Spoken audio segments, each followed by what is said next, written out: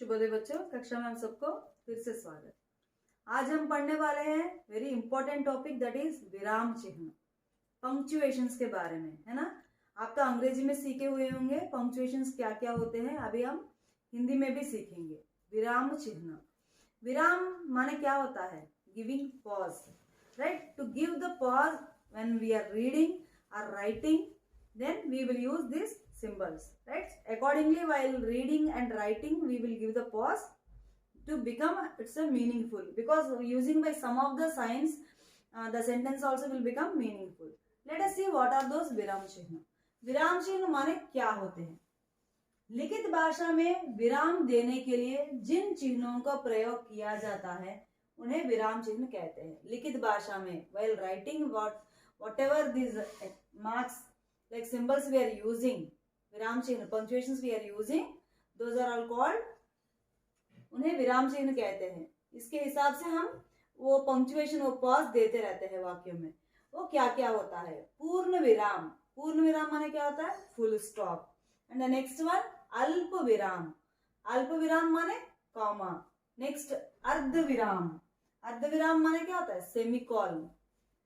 Next प्रश्न सूचक, sign of interrogation, question mark. विस्मय सूचक चिन्ह, ऑलरेडी विस्मयादि बोधक we learn, right, that is exclamation mark, right. योजक चिन्ह हाइफन, हाइफन माने थोड़ा छोटा सा डैश जैसा होता है, इट इज कॉल्ड हाइफन। निर्देशक चिन्ह माने डैश, ये इसमें both are same but in size it is different. कोष्टक चिन्ह, कोष्टक चिन्ह माने क्या होता है? Brackets, different kinds of brackets we will be using, right, those are called कोष्टक चिन्ह। लाघव चिन्ह abbreviation, तो small जीरो जैसा रहता है, it's not dot children, small like zero, that is abbreviation, right, लाघव चिन्ह। by using these punctuations we will be giving pauses accordingly, and which symbol used in which place, that we will come to know now. The first one पूर्ण विराम, पूर्ण विराम माने क्या होता है? full stop। where we will use full stop children? Where we will end the sentence. The full stop gives the meaning that we completed the sentence, right? Check once. पूर्ण विराम का प्रयोग वाक्य की समाप्ति पर किया जाता है। End of the sentence we will use the पूर्ण विराम माने full stop। यह वाक्य की पूर्णता का बोधक है। It gives the meaning that we completed the sentence. Like in English you will be giving full stop means dot, but Hindi it is different.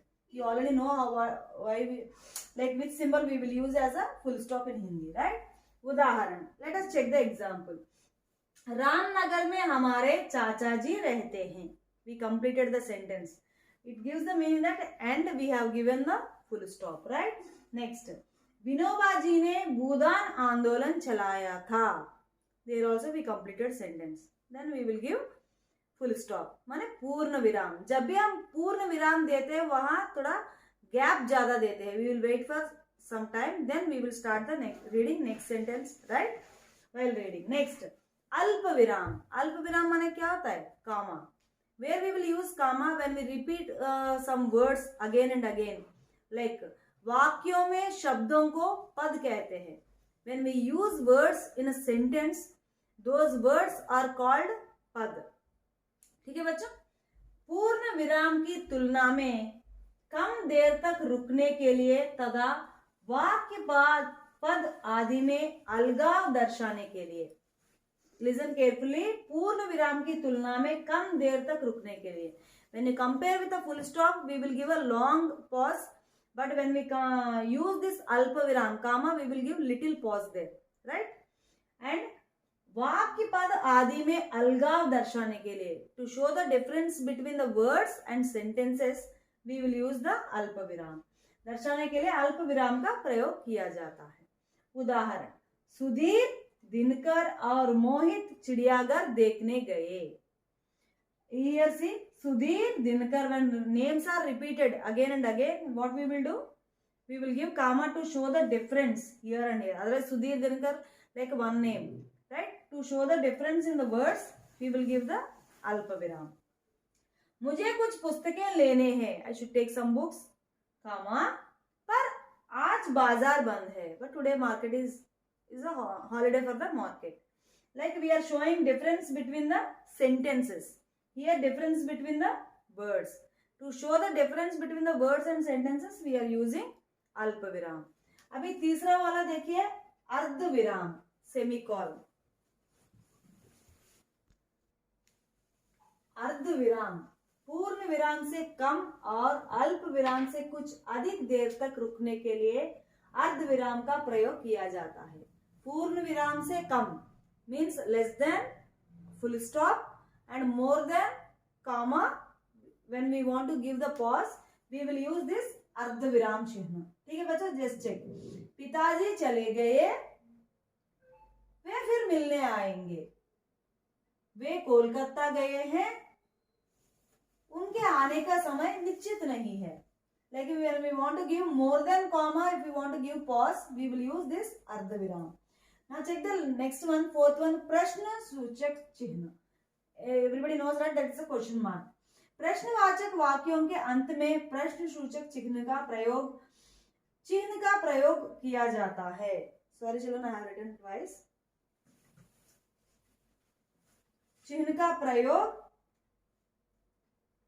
किया जाता है. Whenever we are asking some questions, what we will do? We will add a question mark there, right? For example, कल कौन आया था? Who came yesterday? It's a question. And क्या तुम आज विद्यालय जाओगे? Another question. To show that it is a question, what we will do? We will add a question mark there. That is प्रश्न सूचक चिन्ह. Fifth one is विस्मय सूचक चिन्ह. Means विस्मय सूचक means already know that exclamation. Like आश्चर्य, प्रसन्नता, शोक, घृणा आदि मनोभावों तथा संबोधनों के लिए. All the feelings.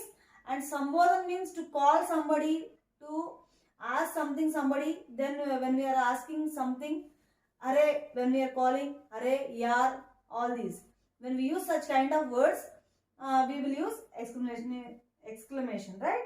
संबोधन के लिए इस चिन्ह का प्रयोग किया जाता है. जैसे उदाहरण, सुधीर जरा इधर आना.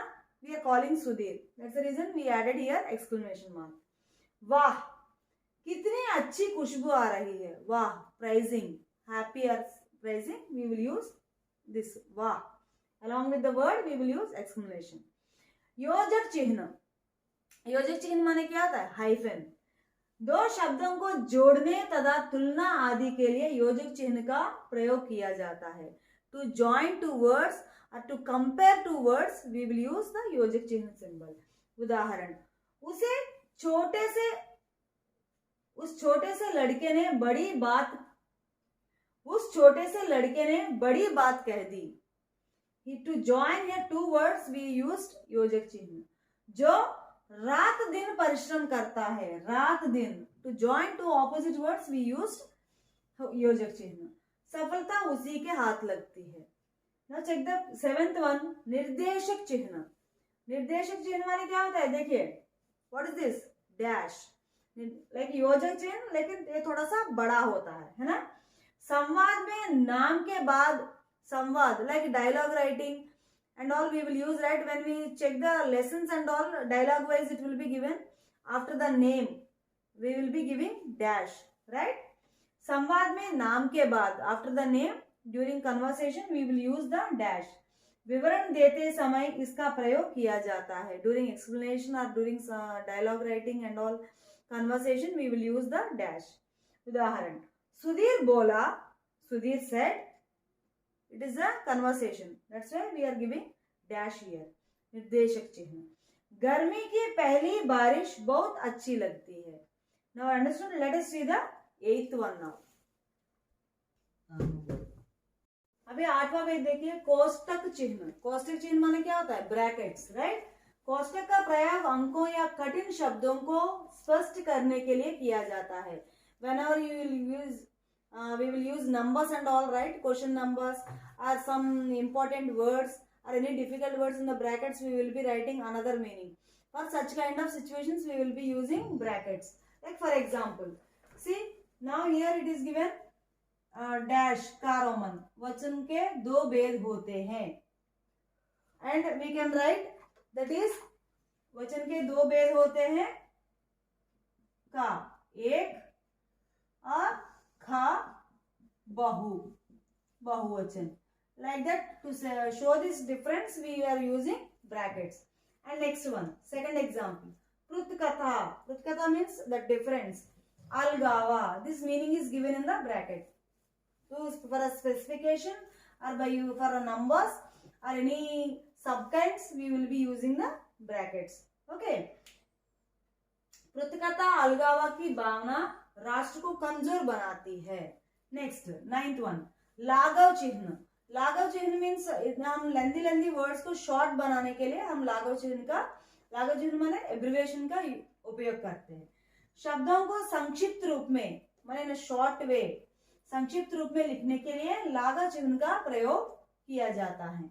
उदाहरण के लिए doctor, instead of writing complete doctor spelling we will use only डा, right, and abbreviation we will give this लाघव चिन्ह. त्रिपाठी हमारे कोषाध्यक्ष हैं. In this only we can understand this is the doctor word. Now next, PUM and abbreviation is given. PUM means what? पंडित. पंडित जवाहरलाल नेहरू भारत के प्रथम प्रधानमंत्री थे. माने बड़े बड़े शब्दों को शॉर्ट बनाने के लिए ये हम लाघव चिन्ह का उपयोग करते हैं. इसके द्वारा हमने पूरे पंक्चुएशंस विराम चिन्हों के बारे में जान चुके हैं. अगली क्लास में और नया टॉपिक सीखेंगे. तब तक धन्यवाद.